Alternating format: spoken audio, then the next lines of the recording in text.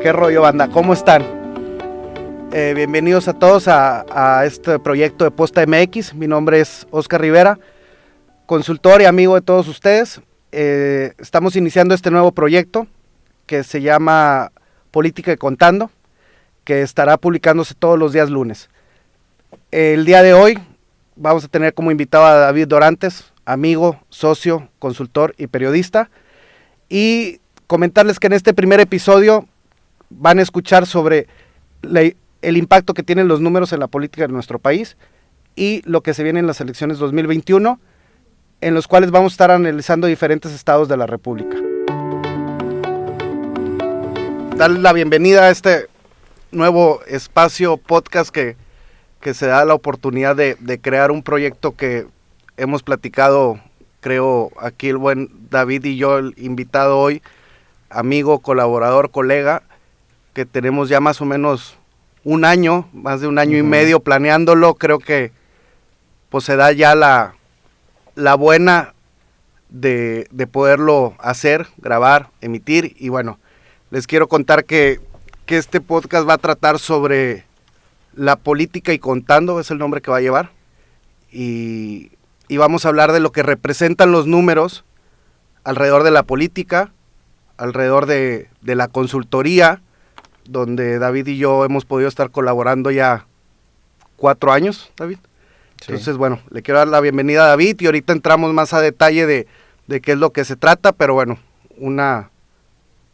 me da una alegría que tú seas el primero que pueda participar en este primer podcast, que creo que fuiste la primera persona que escuchó la idea y que la apoyó y bueno, hoy se materializa, ¿no? Pues la alegría es para mí, Oscar, sobre todo por estar aquí compartiendo contigo la cristalización de este sueño. De pronto pareciera muy fácil grabar un podcast, pero pues ha sido un año de que has estado insistiendo en la creación de esto y pues hasta ahora se logra gracias a todo un equipo de producción comandado por Mino y Roberto Uriel y por toda una gente de profesionales de aquí de Posta, y que gracias por la invitación a tu primer podcast. No, muchas gracias. Que aceptes y bueno, que Mino, Uriel y toda la gente de Posta sea parte de este proyecto, la verdad que mejor estar acompañados, ¿no? Pero bueno, les platico. La política, a veces, la mayoría de la gente no le gusta, a muchas sí le gusta, pero lo que está tan interesante en estos temas, David, es todos los números que rodean a la política. Un voto o 0 votos el día de la elección, un informe de gobierno, cuánto se gastó, todo se refleja en números y todas las estrategias al fin y al cabo tienen que ir basadas con números y sustentadas con números, ¿no? Para que después podamos realizar pues lo que tú realizas en esta expertise, ¿no? Entonces, pasando al primer tema de esta plática, charla, lo que les quiero comentar es que en realidad sí vamos a hablar de política, vamos a hablar de números, pero también hay que llevar las ideas y pues cada quien dar sus puntos de vista, ¿no? Entonces, se viene un proceso electoral en el 2021, donde van a estar en juego más de 3,000 puestos de elección popular. Va a haber elecciones en los 32 estados de la República, 15 gobernaturas, N cantidad de alcaldías y diputaciones locales, bueno, y las 300 diputaciones federales, más las 200 de representación proporcional. Entonces, vemos un escenario donde ya hay una coalición armada, donde el PRI, el PAN y el PRD forman una coalición parcial en 130 distritos federales, dejando fuera 170, lo cual lo convierte en esta coalición parcial, no total, donde Morena no se observa tener una coalición todavía armada con los que son hoy en día sus aliados en las cámaras, que viene siendo el PT, el PRD. Ayer, justamente, es 10 de diciembre, sale Gabriel Cuadri, ex candidato de Nueva Alianza. Sí, de Nueva Alianza, comentando y poniendo sobre la mesa que MC se baja de esa gran coalición de PAN, PRI y PRD para seguirle haciendo caldo gordo a Presidente de la República y a Morena para poder seguir manteniendo la mayoría en el Congreso y en las cámaras. Entonces creo que un tema interesante de qué es lo que se viene de una gran guerra, una gran pelea entre Morena y lo que viene siendo esta coalición opositora, ¿no? También hay que tomar en cuenta que la parte de lo que tú anticipabas al principio de este podcast, los números, que desafortunadamente el mexicano, no solo el mexicano, yo diría el latinoamericano, pero particularmente por las elecciones en México, el mexicano no tiene una educación matemática como sí, y como tal, y en ello pues muchos políticos no le entienden a los números, menos a los números de la política, y es ahí donde muchos se están perdiendo, que por los números de las encuestas dicen va como en caballo de Hacienda Morena, pero lo que tú estás ahorita comentando, pues en las coaliciones, alianzas legales y de facto, cualquiera de las dos, no le están dando los números como para decir si puede ser cierto lo que dicen las encuestas, porque pues sí, será la preferente aparentemente en el posicionamiento de la opinión pública, pero ya a la hora del tinglado de estas alianzas fácticas o legales, cualquiera de los dos que sea la figura, no les está alcanzando hasta el momento a Morena como para decir si va a ganar tal gobernatura, si va a ganar tal presidencia municipal o tal posición. Digo, estas alianzas, coaliciones, como lo mencionas, lo pudimos ver en las elecciones de este año, donde un PRI resurge, bueno, todos dicen que resurge, en realidad, a ver, el bastión del PRI en Coahuila, sabemos, los que nos gusta el tema de la política, es un bastión muy fuerte desde la construcción creo que desde el gobernador Enrique Martínez y Martínez, que se fue haciendo esta gran correcto. Estructura territorial, que es quien ayuda a sacar los números, votos, para poder construir una gobernatura, una alcaldía, una diputación, y ha sido el arrastre del PRI en Coahuila. Todos creían y todos se fueron con las encuestas que vimos, que Morena, y pues nos dimos cuenta que pues al fin y al cabo esto se gana en tierra, se gana el que opera, y el que paga y al que le dan los números, ¿no? Sí. Entonces vimos este gran arrastre del PRI en Coahuila, vimos una gran pelea en Hidalgo, que tan polarizado estaba, que partidos, el Verde, partidos locales, el PRD, el PT, jugaron en coaliciones y jugaron solos, y a todos les alcanzó a ganar algo. O sea, todos tienen un coto de poder en Hidalgo. Entonces, sí es cierto que las encuestas hoy en día ponen a Morena muy por encima, pero creo que esta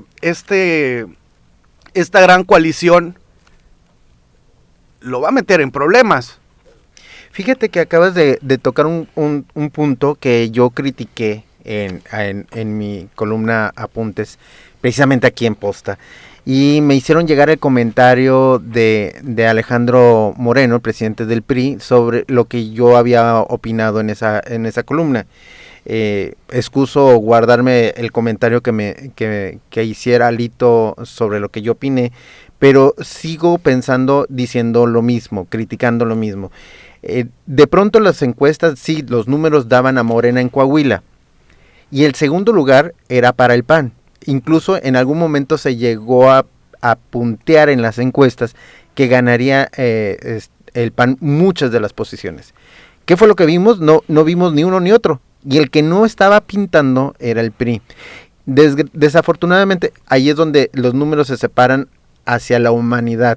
La humanidad del priista, su ADN institucional, que baja la cabeza, la agacha, y aunque esté en contra de lo que dice su líder, lo va a hacer, porque así es el priista, su ADN.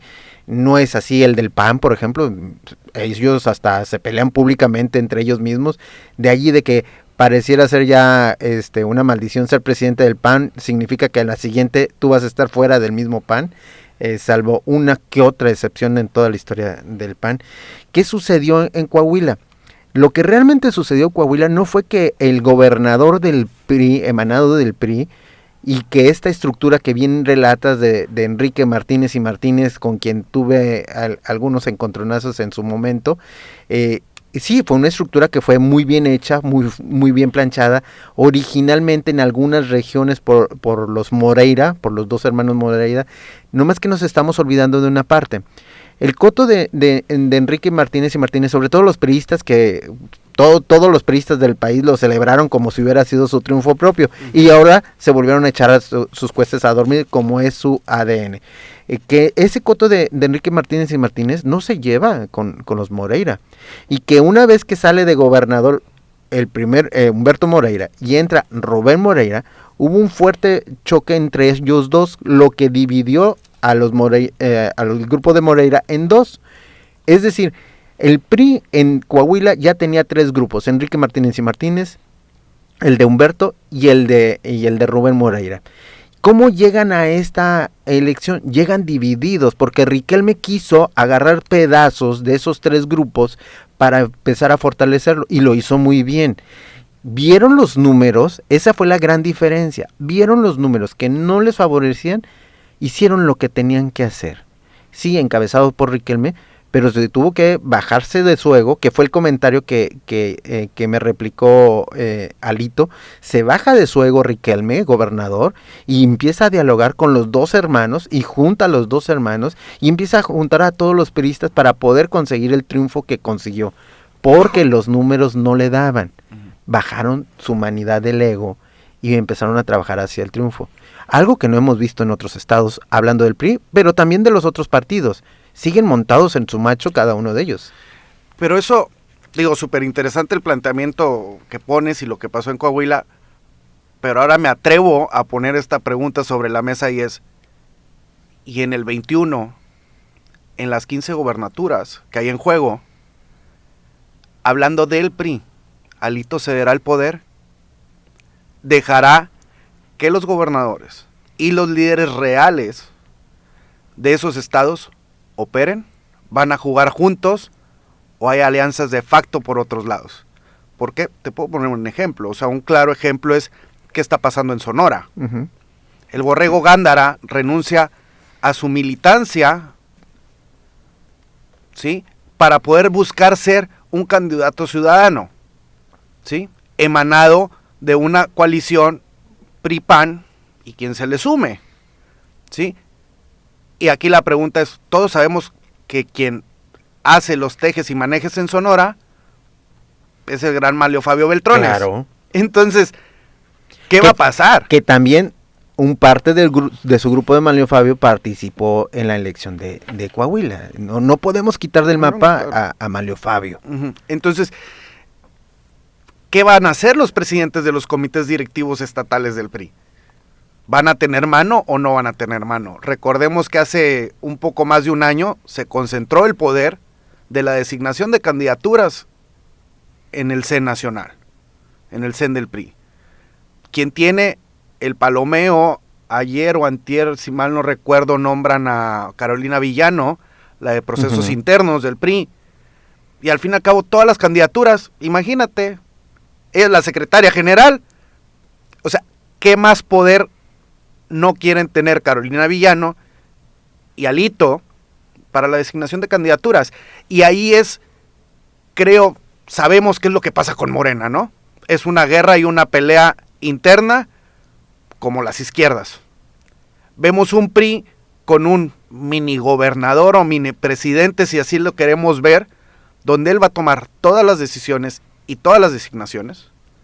Lo vemos en el PAN, un PAN que pues no sabemos si está o no está, todos dicen que es la verdadera oposición hacia Morena, pero ¿y dónde está Marco Cortés?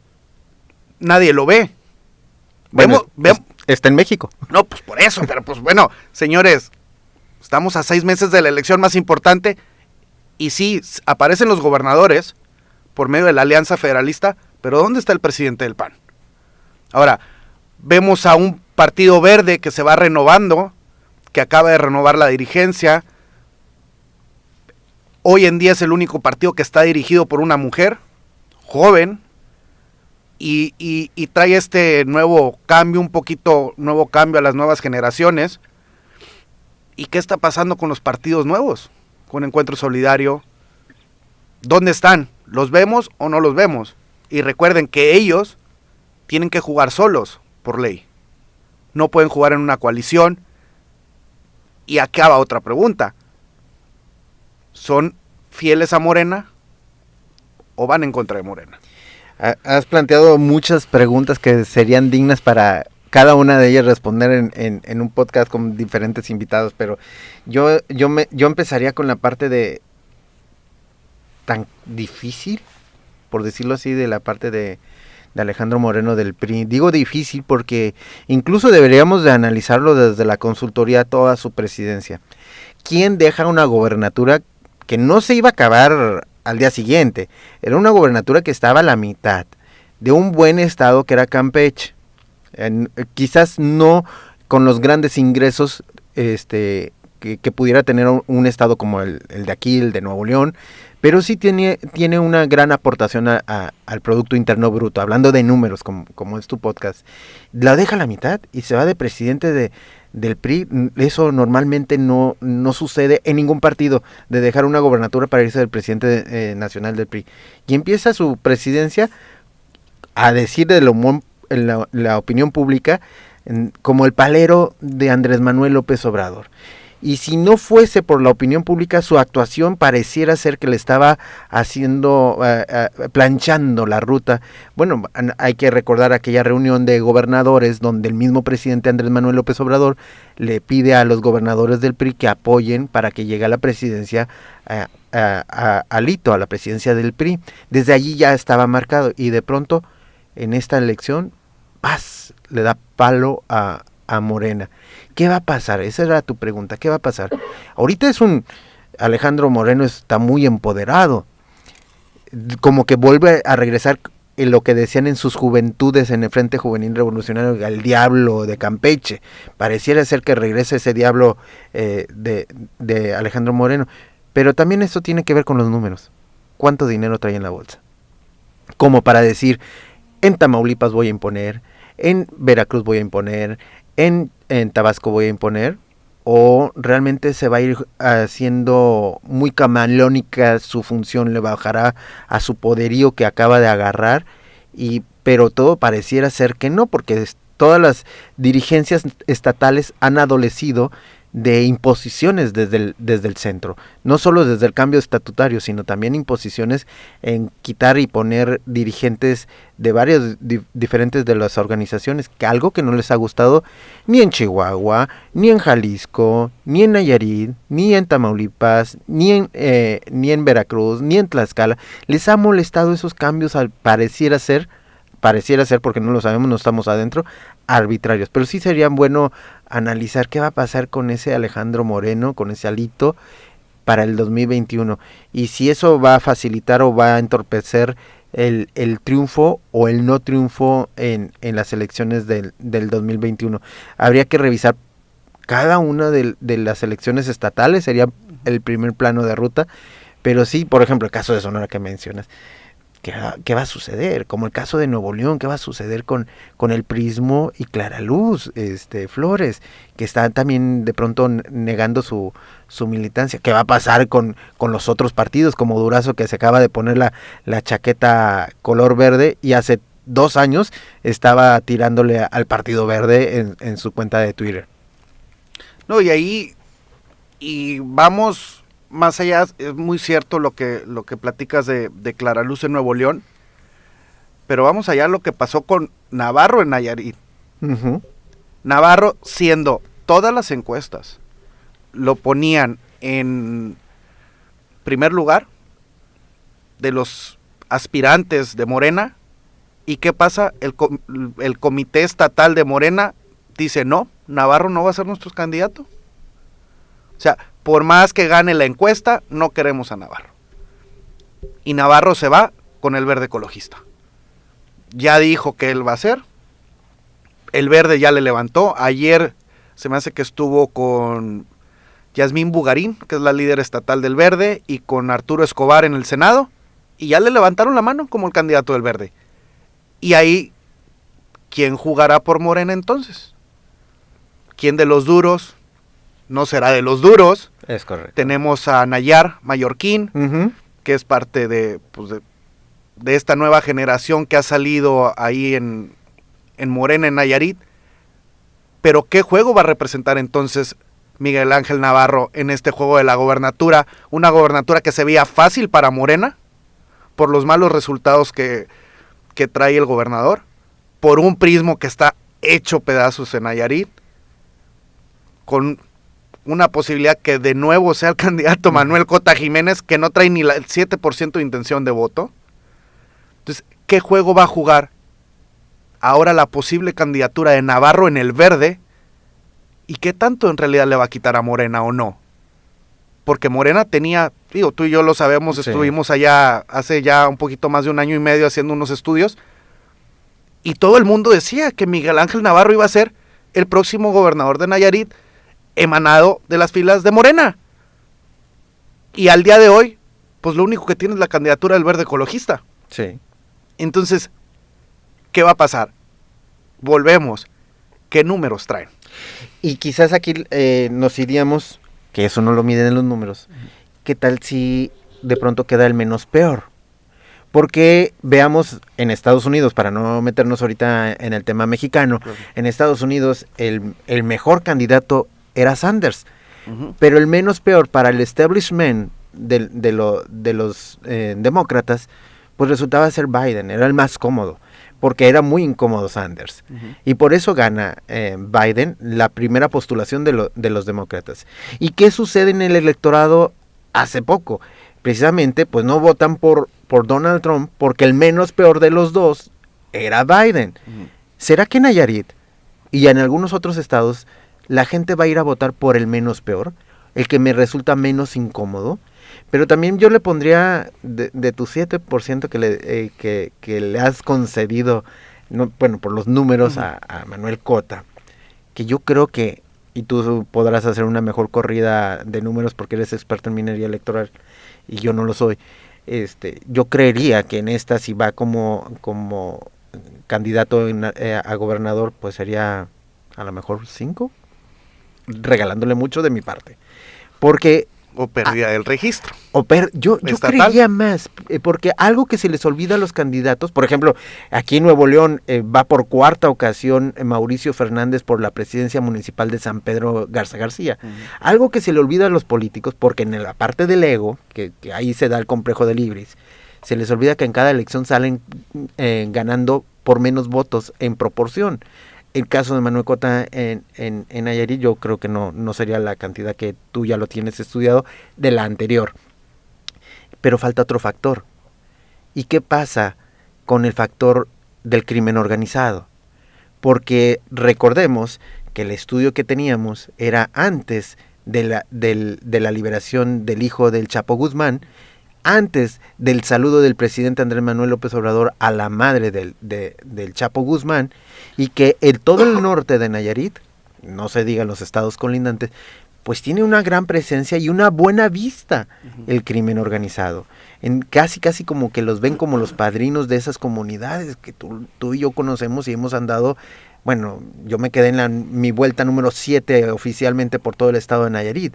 El norte de Nayarit de eso vive, porque de ver bien al crimen organizado. Pero todo Nayarit no es de una sola ala. El sur pertenece a otra ala. ¿Qué va a suceder? Incluso aquí, acordémonos de aquel fiscal Beitia, que todavía está en Nueva York. Todo eso, ¿cómo va a jugar en el humor social del electorado, independientemente de los números? Yo creo que si Nayarit se pinta, van a ir a votar por el menos peor. A lo mejor tendría oportunidad el PAN ahí con Toñito y su papá, porque los dos están jugando, Toñito gobernador y Toñito papá ex gobernador. Habría oportunidad o no. Veo complicado incluso la región de Bahía de Banderas allí en Nayarit, como muchas otras regiones se les está complicando a todos los partidos políticos en el país. Sí, aquí, y creo que para cerrar esta primera emisión, primer podcast, grabación, como lo queramos ver, creo que sí es un tema de, Nayarit, Sonora. Voy a quitar un poquito el tema de Nuevo León, pero sabemos cuáles son los poderes que juegan en la elección. Partidos políticos, dinero, crimen organizado y hoy esta nueva pandemia que se viene, bueno, que tenemos, que no sabemos cuándo vaya a pasar. ¿Qué factor juega?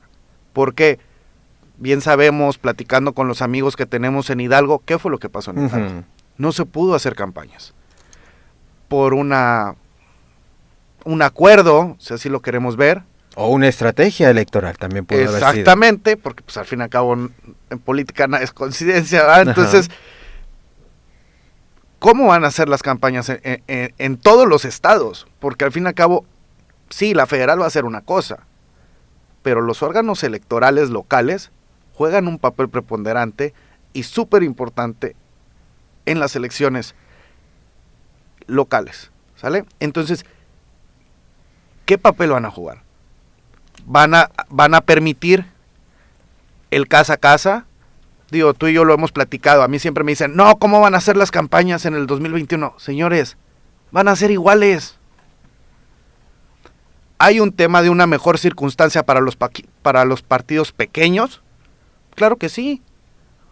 Porque hoy, si yo soy candidato A, tú eres candidato B, acá nuestro buen amigo Mino es candidato C, y Uriel candidato D, estamos en la igualdad de circunstancias, porque no va a poder ver el evento masivo que le llamamos, que es con el que cierras normalmente el día, o que mínimo te haces 2 a la semana, o 3. Uno está el tope de campañas, pero 2, el COVID nos pone a los 4 en la misma circunstancia, que tenemos que caminar 6, 7, 8, 9, 10 horas. Mi consideración, y yo creo que lo hemos platicado y tú lo has escuchado más de 10 veces, que dicen, ¿cómo van a ser las campañas en el 21? Señores, va a ser lo mismo.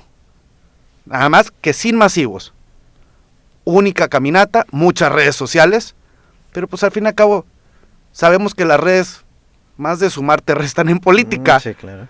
Y más al que se le ocurren X y Y ocurrencia, y que dicen, no, yo quiero subir este video, y sin pasarlo por su equipo de comunicación, por sus especialistas en redes. ¿Por qué? Porque se creen sus propios coordinadores de campaña, cuando no son coordinadores y son candidatos. Yo difiero un poco de que van a ser iguales en este sentido. Lo he venido diciendo, y en las elecciones ya de México, la que vivimos en Panamá, pero el Panamá fue hace 2 años, la de México fue en 2020.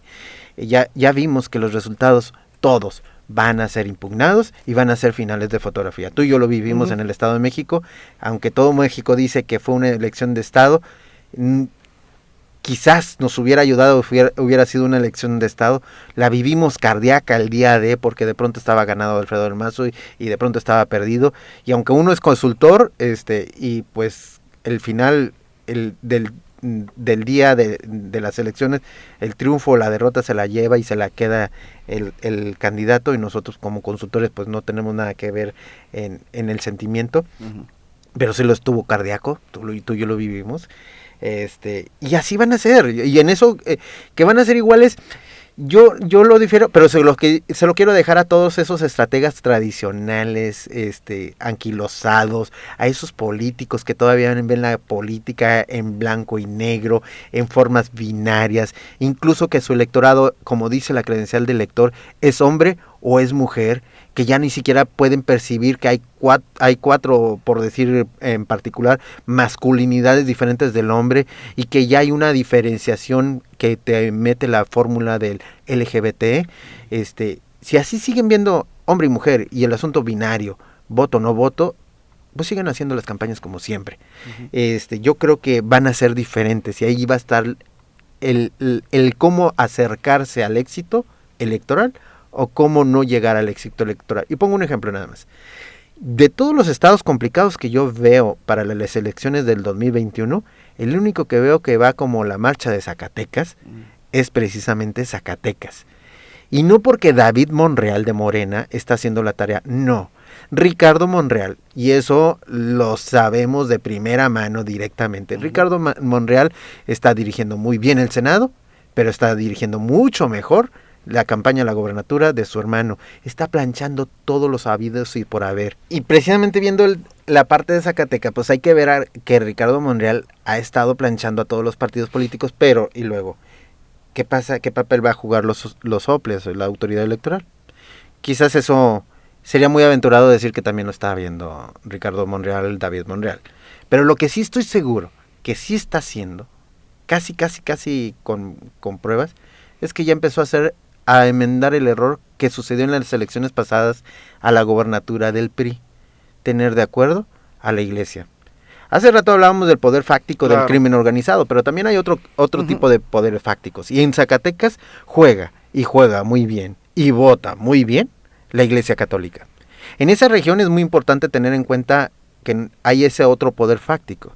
Y por eso yo creo que ahí sí es el único estado en donde no se ha complicado. Veamos otro estado muy religioso como San Luis Potosí, y está totalmente problemado, no solo en lo financiero, en lo electoral, en lo numérico que tanto te apasiona, está emproblemado por todos lados, pero el único que sí pareciera ser que lo están alineando para el triunfo es Zacatecas, pero no es el único estado al que va una elección, y han descuidado todos los demás. Pero ahora pongo esta idea sobre la mesa en el tema de Zacatecas. ¿Y qué tanto le interesa a Morena Zacatecas? Le interesa a Ricardo Monreal. Es correcto. ¿Y dónde está Mario Delgado? ¿Y dónde está Jacob Polensky? ¿Y dónde está X y N cantidad de personajes de Morena? ¿Qué interés tienen? Porque Ricardo Monreal muy bien lo sabe. Él quiere ganar Zacatecas. Sí. Y él opera Zacatecas. Pero eso es lo importante y lo interesante de qué es lo que se viene. Y de toda esta lucha de poderes, de partidos, de por abajo del agua, de quién del PRI está jugando con Morena, quién está jugando con el PAN. Cada quien va a velar por sus intereses. Pero al fin y al cabo sabemos de uno, que es Ricardo Monreal, que está velando, como lo que vamos a ver y va a ser un tema y lo dejo, de qué papel está jugando Abel Guerra en Nuevo León. ¿De qué lado más Calaiguana? ¿Sí? Entonces, creo que nos despedimos por hoy, pero poniendo sobre la mesa y sé, y te lo he pedido que me acompañes en el siguiente tema del siguiente podcast, INE, OPLES y Elección Nuevo León 2021, gobernatura y alcaldías. Muchas gracias por escucharnos, espero que les haya gustado y nos vemos en la próxima.